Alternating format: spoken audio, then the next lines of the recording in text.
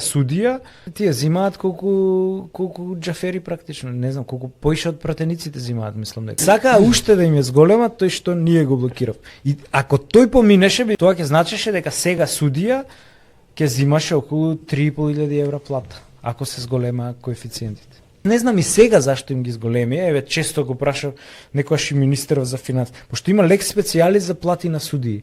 Тој закон не е изменет. Одлуката на Уставен суд се однесува за законот за избрани именувани лица, кои што не ги опфаќа веќе судиите. Да. А сега, кога ни рипнаа плативе овие од Уставен суд одлуката, им рипнаа и нив и на другите. Според мене највеќе треба да земат обвинителите.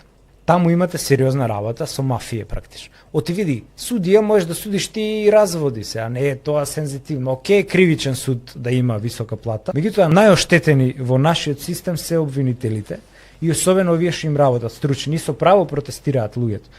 Кој обвинител ќе се стави глава у торба за 50.000 денара плата да се тепа со мафија?